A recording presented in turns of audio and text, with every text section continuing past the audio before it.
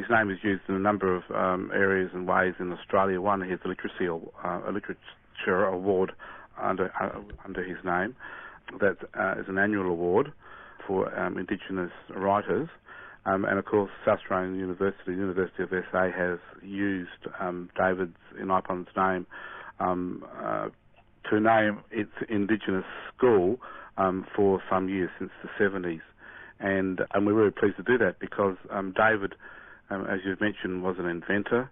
He was a writer. He was a prominent spokesperson for his people of his time.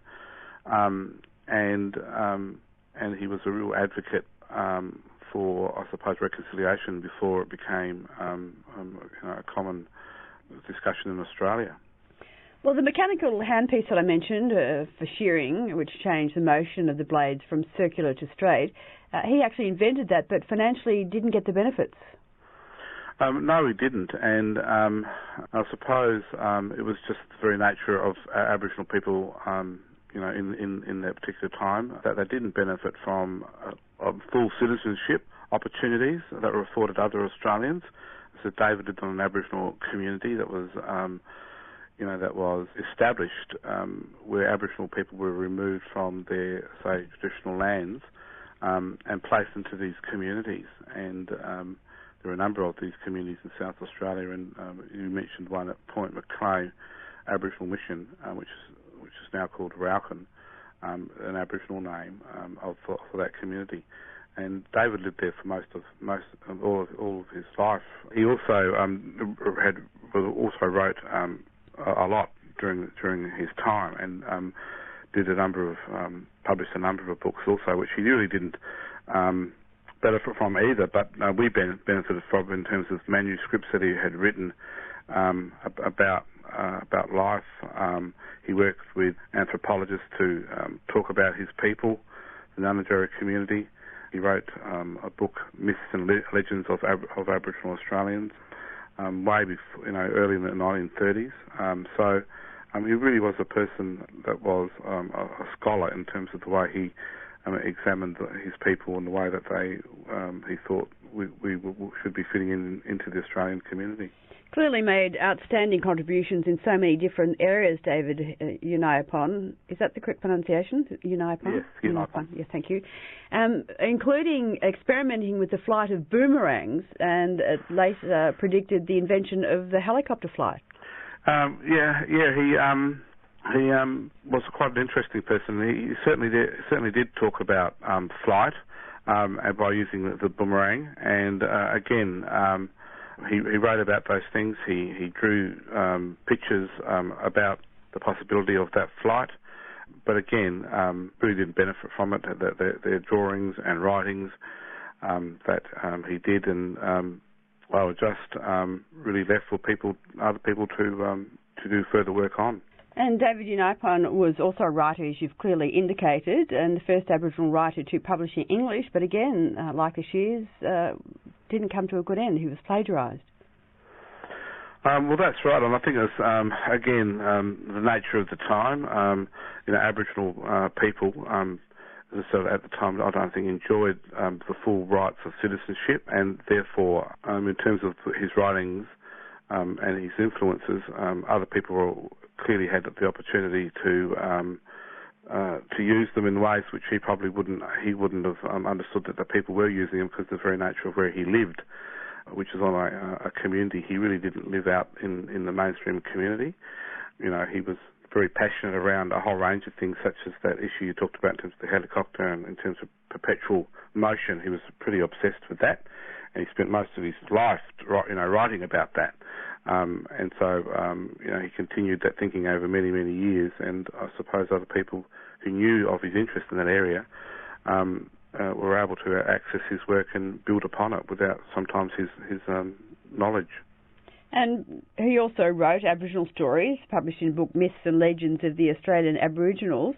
Yes, was that in modern day succession down to the Dreamtime series that we as kids also read? I don't know particularly about that particular piece of work, but he wrote factual work around his people, but he also wrote other fictional pieces of work for people to enjoy. All right. Well, again, my opening question: why is so little known about him, and will that change now? Do we think?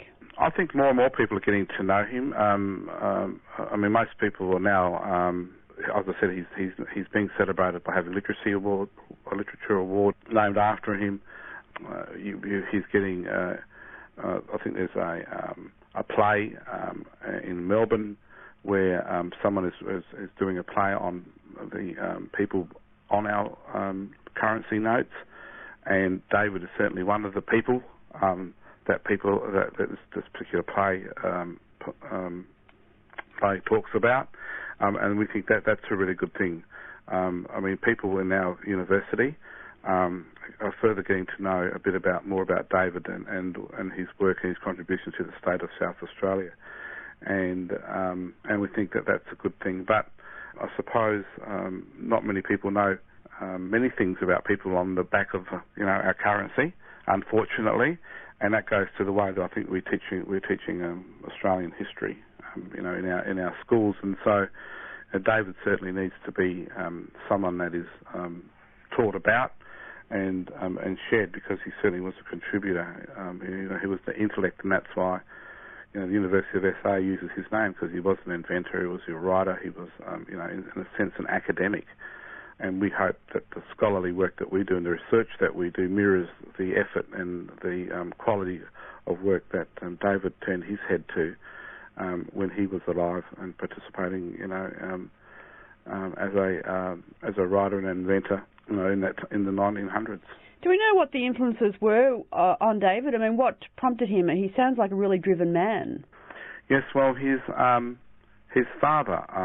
He was he was a fourth child of around about 9 children, and his father was quite religious. His father was, as an Aboriginal man, and again they were brought up on a mission, an Aboriginal community mission, and so his father was a real contributor to that community life and to the life of of the wider community of the Lower Murray region where they lived, and it was really keen for Aboriginal people to be participating, in the Australian society of that time. And you've got to remember, this is around the early, late 1800s and early 1900s, and so Aboriginal people still had a long way to go in terms of, I suppose, the wider Australian community, accepting Aboriginal people as citizens and contributors, to the Australian community. As I said, most of people at that time were moved off their ancestral lands onto these Aboriginal communities. The British settler could take the land and use the land. I mean, as I said, he was born in a time that this state wasn't established, and a constitution wasn't even in place until a number of years later. So David was quite extraordinary in terms of his father ensuring that the children, and it was he and his brother that did a lot of the good work that you were hearing about, based on the teachings of their father, who was that Christian person. So he had a strong influence in terms of having a strong family, a strong sense of community, and a strong sense of wanting to help his people become more accepted and participate in a sense of the Australian community.